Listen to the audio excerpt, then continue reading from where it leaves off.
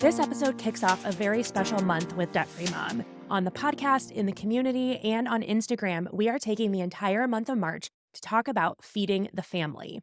In today's episode, I want to set the stage for the month. What are the ground rules? What are the things we will be focusing on when it comes to feeding the family, and what will we not?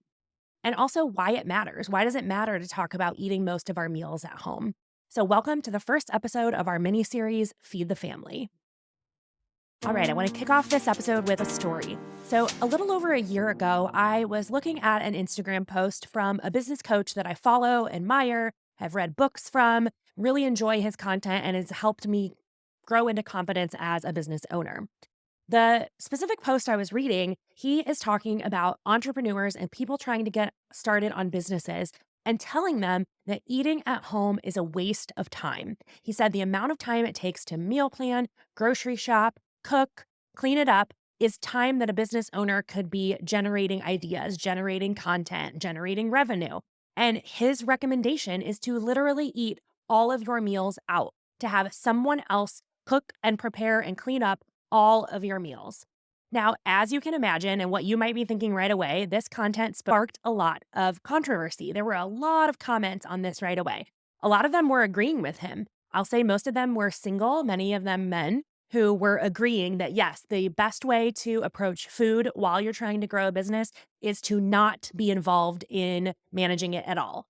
Now, there were people like me who are growing businesses, but are also growing families, who are parents, who are married, who have households, who have very limited budgets while trying to build a business and simply could not sustain eating all of our meals out.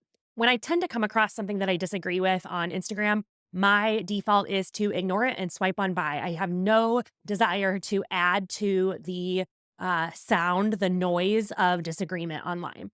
But I thought I had a unique position as someone who still appreciates, and values his voice in the space of business coaching. And then I also have personal experience feeding a family, and my business focuses on wise financial management. So I commented and said, I love what he does. I learn from him all the time. And I want to add a perspective that there is more to this idea of should we eat out or should we eat at home than what can it save and what can I spend. So, for example, a lot of people just simply could not afford to eat all of their meals out compared to eating meals at home. Second of all, while it sounds great that if we eat all of our meals out, we have all this extra time to grow the business, you actually have to be disciplined enough to be generating revenue during the time that you would have been meal planning, cooking, cleaning up, and being at home.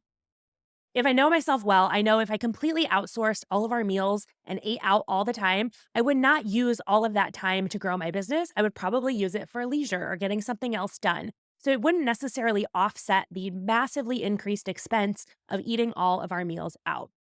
And second, and this was the really important part, I said there is so much more to the habit of sitting around a table with people you love and enjoying a meal inside someone's home, inside the comfort, safety of someone's home that just can't be replicated at a restaurant. And especially when we're trying to turn eating into something that we're only looking at for efficiency and fuel, we miss out on this beautiful picture of meal times. And you don't have to be married to enjoy that. You don't have to have kids, but sitting in someone's home, welcoming other people into your home and accepting the invitation to go to other people's homes and even eating meals by yourself in your own home. There is something very core to our human experience that is centered around sitting at someone's table and eating food. And so I mentioned this. I mentioned that I want for my kids to grow up with these big memories of eating meals at home, and that it didn't matter what the food was. It mattered that the habit was there, that they have this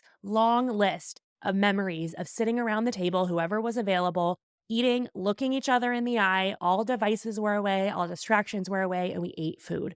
So I commented that, and a lot of people responded. A lot of mothers spoke up in agreement saying, yes, I absolutely could not, I could not afford to go even 1 week of eating all of our meals out compared to eating all of them at home.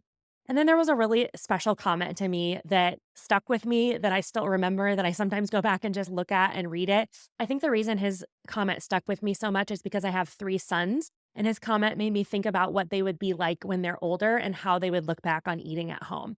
So this man responded to my comment and he said, While I agree with the original poster that I think I could grow my business better by completely outsourcing the task of food and eating all of my meals at home, I'm glad that my mom doesn't.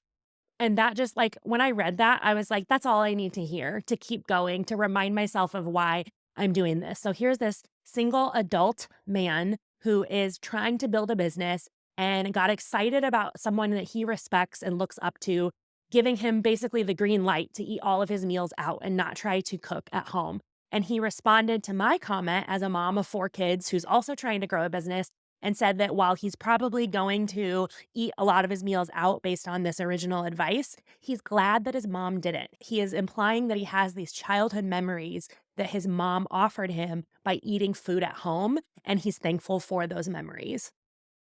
So, as we go into this month, that is what I want to have in mind. That our primary focus is not actually on reducing your costs. Yes, food budgets are stressful, rising prices are stressful, growing appetites from kids is stressful.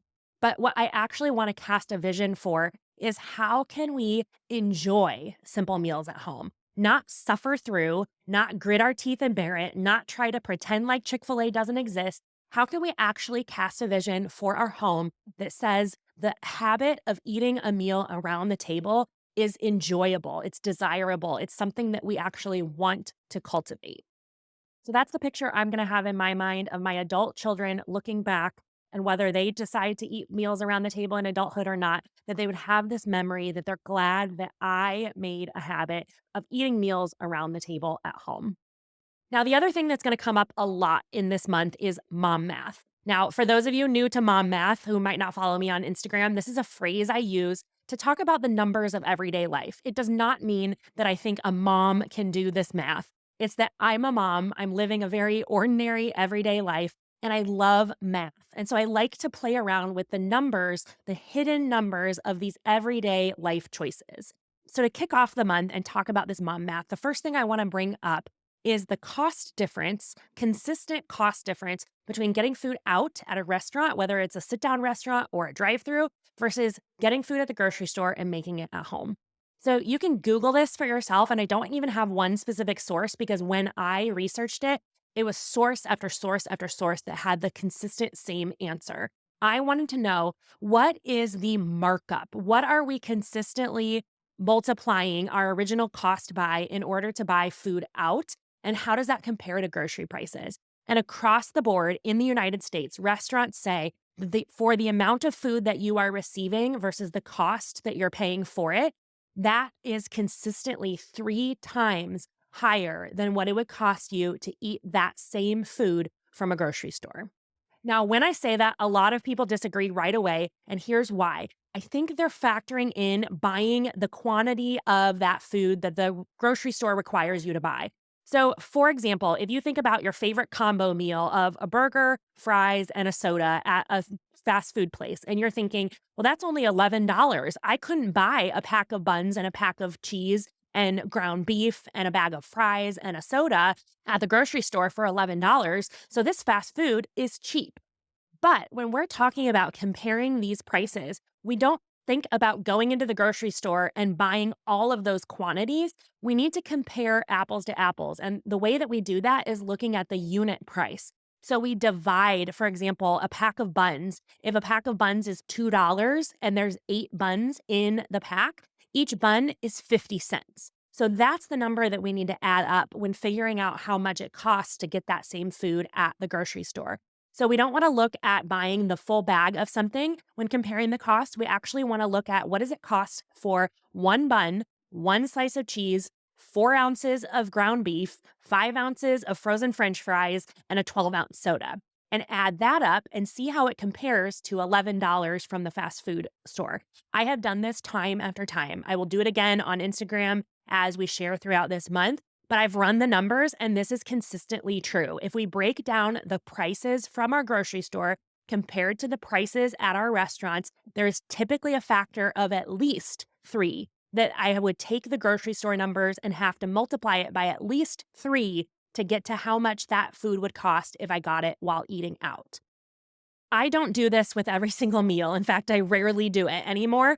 And I don't want other people to be doing this all the time. What we can do by calculating this just a couple of times, it can help us shift our perspective and keep it in mind. So I don't need to run the numbers on every meal out versus every meal at the grocery store. Now that I've done it a few times, I simply know that there is a pattern of the food I eat at home costing 3 times less than the food I would eat out. So when I'm trying to decide, oh, do I really want to make food at home or do I want to go out?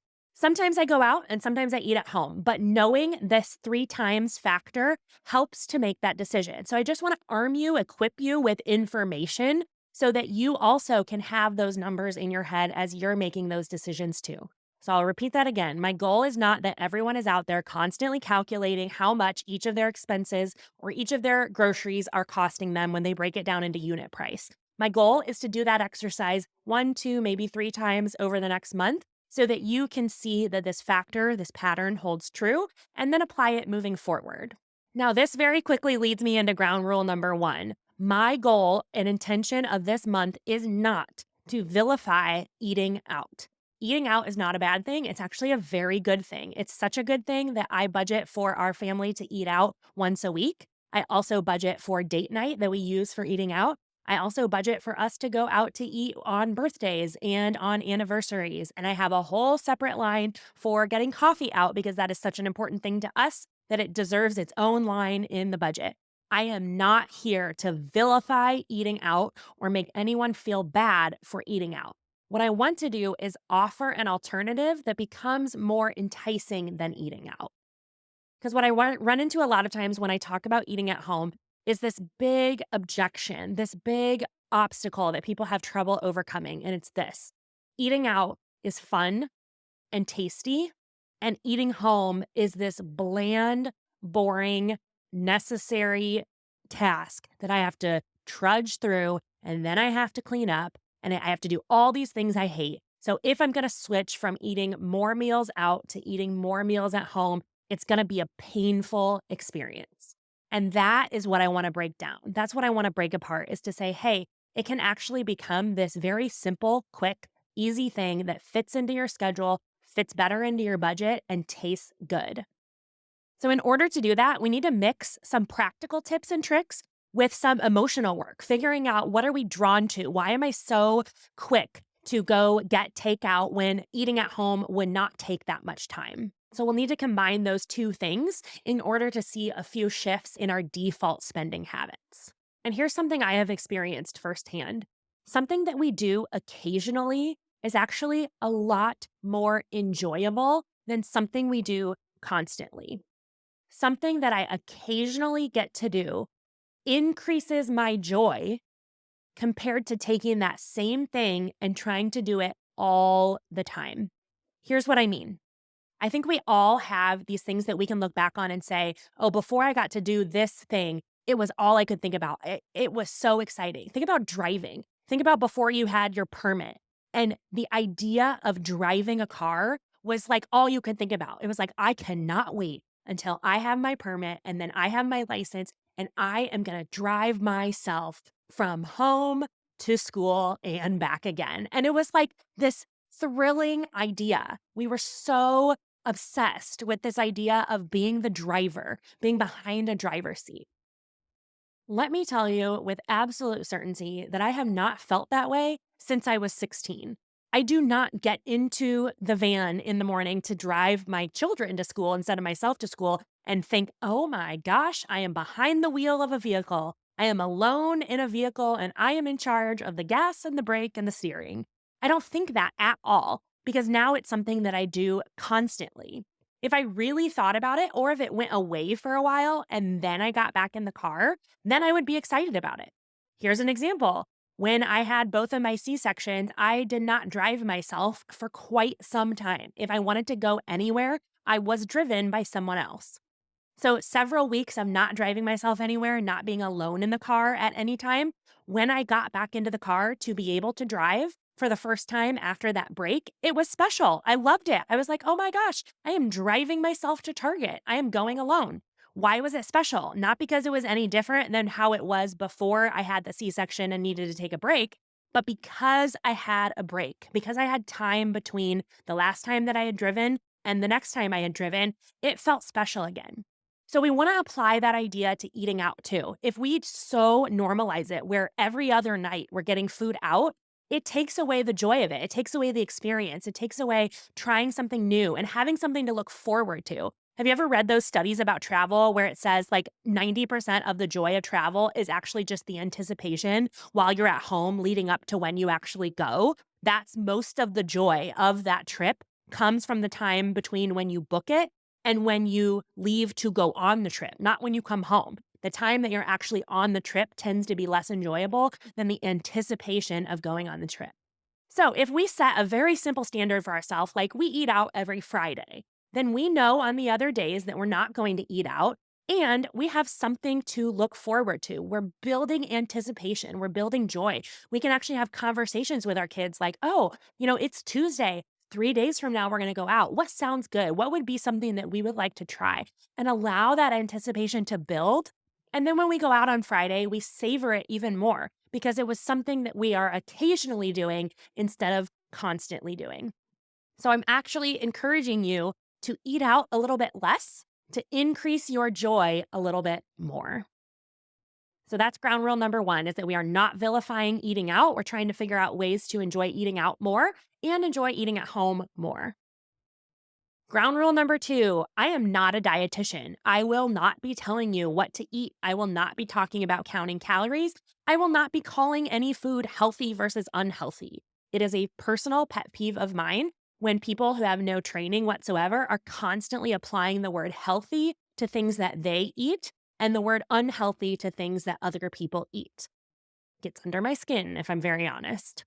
So they'll share things like, this is my healthy version of this food that all you other people are eating, as if there is some objectively standardized way to say, if you use this ingredient, that food is objectively healthy. And if you don't use it, then it's objectively bad. I will not be doing that. I will not be qualifying anything as healthy. I'll be discussing principles I've learned from people who are qualified, like registered dietitians, and how what I've learned from them has helped my family. So I'm only going to be speaking about it in terms of my personal experience and how we've applied that. And it may or may not help you. So this will be principles like starting my kids with very small quantities of food on their plate and allowing them to ask for seconds, as opposed to piling their plate up with the quantity that I think they will eat and then having to watch as I feel like our food is being wasted. That's something I've learned from a dietitian. Another one is pairing a snack that they love with a protein or a fat if the snack that they choose tends to be carb heavy. So I don't take away the carb heavy snack. I just add something. I offer something that will allow them to feel more full and go between snacks and meal times with a full belly, with energy. That's another thing I've learned from a dietitian. And that's about the extent of things like that that I'll be bringing up. I'll be talking about the building blocks of meals and how, if I don't have a recipe, how I will look at my cabinet and I'll say, what can I make that's a protein, that's a fat, and that's a carb? Because those are the three macronutrients that all of our meals should have. And then what produce can I add with it? So that's the approach I take when, if I'm doing pasta and meat and cheese, that's protein, fat, and carb. And then I'll add grapes and carrots on the side. So we'll talk a lot more about that in other episodes and in other content, but that is my general framework for meals when I don't want to follow a recipe is I say, do I have a protein, fat, and carb, and what produce can I add on the side? Repeat, repeat, repeat. Ground rule number 3 is that we are going to actively combat the feeling of restriction. I want to make mealtime and cooking and meal planning and grocery shopping fit into your life in a way that it doesn't feel like the consolation prize. It doesn't feel like something you have to do because you don't make as much money as someone else. And that if you made more, you could eat out all the time. I want it to be something that is so simple and so enjoyable, you would prefer doing it no matter what your salary is. So this will look like fun investigative content. Like, I wonder how much time it takes me to leave my house, drive to Chick-fil-A, stay in line, order the food, drive home, and then eat. And then figuring out how long it takes me to be at home, decide to make something, pull something together, and get it on the table. Because this could help us redefine the phrase fast food. I think a lot of times when we think about fast food, we do think that it is actually faster than eating at home. I will say, spoiler alert, this is a myth. what we're actually looking for is to not be the one cooking, to not be the one cleaning up. So we'll talk about ways to eat at home without cooking at home. This will also look like sharing ways to make food more flavorful. If your food at home is bland, you're not going to be interested in eating it. So, what are simple ways we can do to spice it up literally so that we're like, wow, this tastes really good? I actually would prefer to eat this than to swing through another drive through. That can help us combat that feeling of restrictive when we realize the food at home can be more flavorful than the food that I'm getting out. I want you to look forward to eating at home and then occasionally look forward to eating out. Not see eating at home as something that you have to suffer through in order to be able to later eat out. And ground rule number 4 is that I will be sharing tools that have helped me be efficient in the kitchen as someone who has been cooking most of our meals at home for over 10 years. You don't have to buy any of them. I am by nature a very late adopter. So, something like an instant pot or an air fryer, if I buy it at all, I'm buying it 3 to 5 years after it became a trend. So, I'll be giving my honest review on how these tools do or do not help me in the kitchen as I'm feeding my family of 6. Care Creates Contentment is something I talk about all the time, regardless of the topic, whether it's food or homes or budgets or hair or clothing. And this is something that I want to apply to the kitchen as well. So, with Care Creates Contentment, we do focus on using what we have, enjoying what we have. But another principle of Care Creates Contentment is, can I spend a little to help stop me from spending a lot?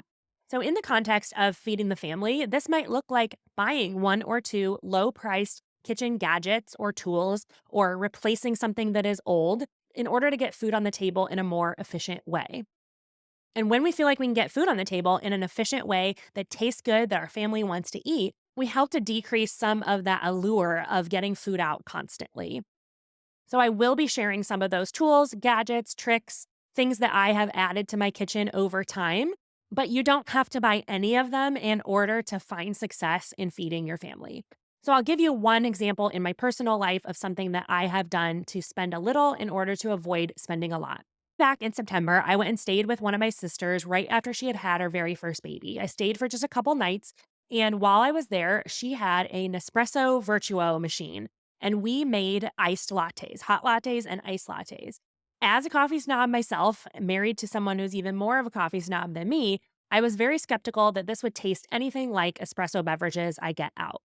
I was very surprised that I enjoyed these espresso beverages. Now, I will say I do not at all like the coffee that comes out of this because I like to drink my coffee black.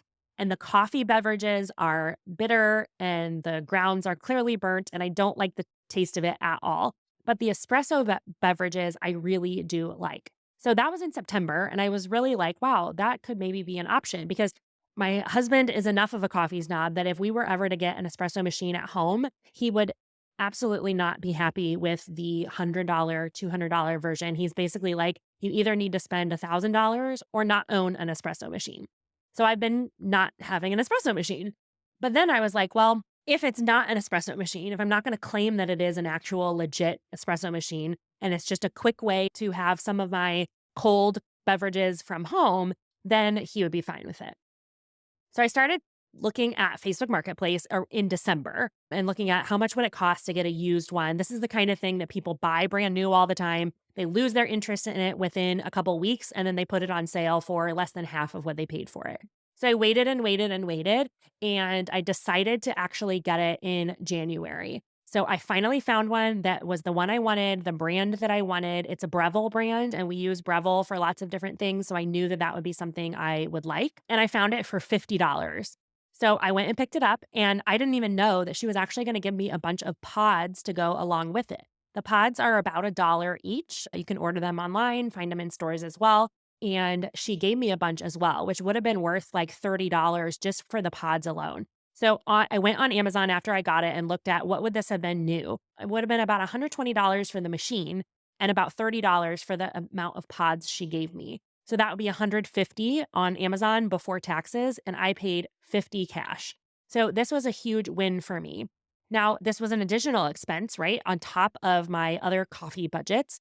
But what has happened since then, in the weeks since I purchased that and have found ways to enjoy hot and iced lattes in the afternoon from home, decaf ones, caffeinated ones, mochas, vanilla, I have reduced my coffee budget from about $80 per pay period. We have 2 pay periods per month. I've reduced it from about $80 per pay period to about $45 per pay period on average. So this is about $70 per month less in coffee spending. So a one-time purchase of $50 and then occasionally ordering the pods has reduced my coffee budget by $70, and I'm spending way less than $70 a month on pods. I'm spending about 25 per month. So I have then grown the gap between my income and expenses by being willing to spend a little to help me stop spending a lot. So there's all kinds of examples we could use in the area of kitchens, feeding the family, eating and drinking at home. And maybe as we move into this month and we kick off Feed the Family month, maybe you want to look at your budget and say, can I adjust a few things so that I make room for $30 to $40 that I want to spend a little to help me avoid spending a lot? So take a hard look at how much you have been spending at restaurants and at coffee shops and maybe even at groceries, and think strategically as we share things this month. Think, could one or two of these small tools actually help me decrease what I have been spending? For example, if you're spending $400 a month at restaurants and buying a $80 air fryer would help you reduce your spending by $100 a month, you would recover your cost of the air fryer in 1 month and start saving $100 a month after that. That's a spend a little to avoid spending a lot. No pressure to buy anything that we talk about, but think in advance about ways that your kitchen might be causing you to spend more out because it feels like a place that is not efficient or effective when it comes to feeding your family. So I hope this episode has helped you cast a vision for what you might want to learn during the month. As we're talking about feeding the family, have in your mind that we're trying to find simple ways to enjoy eating most of our meals at home. That is the catchphrase of my Feed the Family course and ebook. That is the overarching theme of what I try to do for my own family. And each word in that phrase matters. So I'll say it again. A simple approach for enjoying most, not all, meals at home. So that's what I want to help you do this month. That's what we're going to be talking about. We're going to have guests come on the show to talk about their different areas of expertise when it comes to food. And then we're also going to be brainstorming ideas for things that we can do in our own homes inside the Care Creates community. So it is only $9 a month to join. It is this creative, encouraging space of members who are budgeters, who are trying to find ways to grow the gap between their income and expenses and create a financial future they're proud of. So we are going to be doing that inside that community, focusing on feeding the family well. So we'll be sharing meal plans, my meal plans, and other people's meal plans. We're going to have a live call together to talk about this and do all kinds of fun things, a giveaway. So if you feel like this is something you really want to dive into, you can join the Care Creates community at carecreatescommunity.com. It is only $9 a month and you can cancel anytime. So I hope you stick around for this month of podcast episodes all about feeding the family, and we will see you around.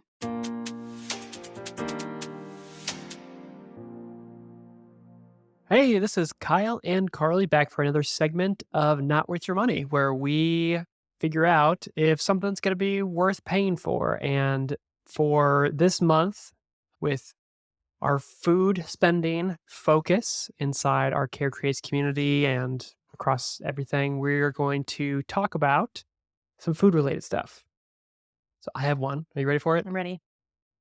DoorDash or Uber Eats or any kind of food delivery. Is that worth it? Like, can we use DoorDash to pick up? Or are you specifically asking about delivery? I think all encompassing. Encompassing. I find it almost never worth the money. I will get food out, but I will do, and maybe this is just like, this was ingrained in me as a child. Anytime we ordered pizza, we absolutely never did delivery. We always went and picked it up. So I think that is kind of a carryover from my childhood, but I look at the fees and the not only are the prices themselves of the food higher than if you directly went to that restaurant most of the time, then you add on the service fees, the delivery fees. I want to tip a driver if they're bringing food to my house, and that can increase, like 10 to 20% over and above what it would have been to just like go and get that food myself or sit down at that restaurant. So I tend to not do it unless I will get, if you don't do something for a while, they send you like hey, come back and we'll give you $20 off, whatever. Then I'll do it. And then I won't do it again until they send me another one. So I do occasionally use it when I'm either in a pinch or like really craving something specific or have a coupon. But on the whole, I do not default to something like DoorDash. I would agree. I recently got a gift card for one of them, and so I definitely used it. I'm not like It's definitely a treat. I mean, like, yeah, if somebody's like, okay, on me, let's order some DoorDash, I'm all about it. for sure. But yeah, I agree. There's very few times where it is worth it to me to order and not just run out and actually get the food myself. But maybe I think that's the expected answer from us. Like, don't spend more money than you need to. Well, here, can Clearly. I say something else about it? Yeah. I also have found that we've tried it enough times that the idea of it compared to the actual experience of it is very different. So the idea of sitting on my couch, pushing a few buttons on my phone, and then this nice meal shows up at my door is great. But what often happens is that you wait a really long time to the point that I easily could have cooked something or ran out and got it myself. And not only do you wait a really long time, but it is often cold. And then also, if it's wrong, there's no way to fix it. And you're going out and getting something different, anyways, or just not getting what you expected.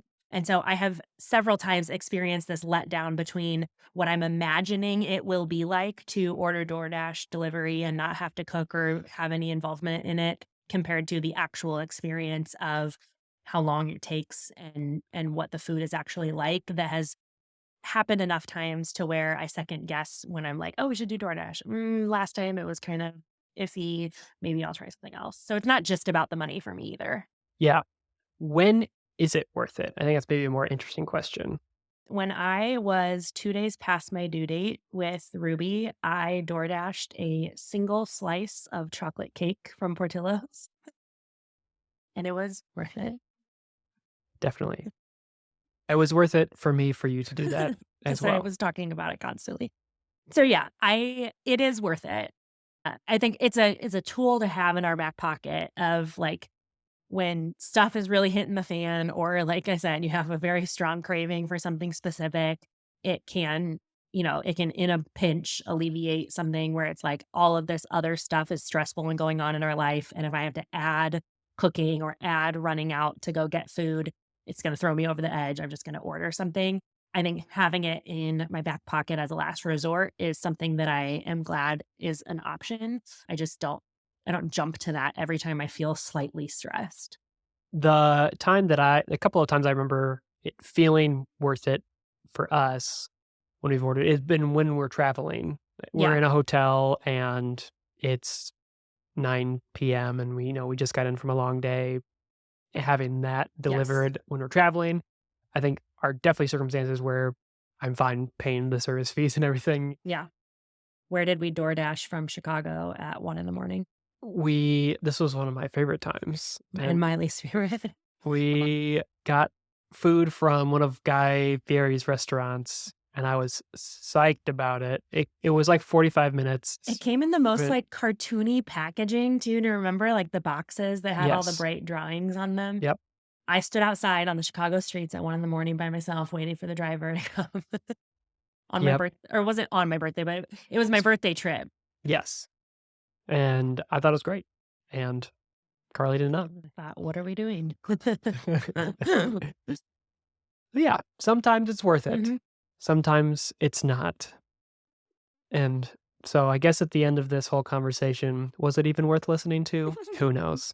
But thank you for tuning in. Thank you for listening. And we'll be back next time with another segment of Not Worth Your Money. See ya.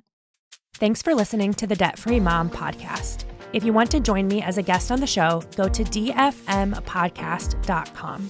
The Debt Free Mom podcast is hosted by me, Carly Hill, and is produced, edited, and mixed by Kyle Hill. Music for this episode was written by Kyle Hill. Hit subscribe wherever you're listening to join in with every new episode as we grow our confidence and contentment in our personal finances.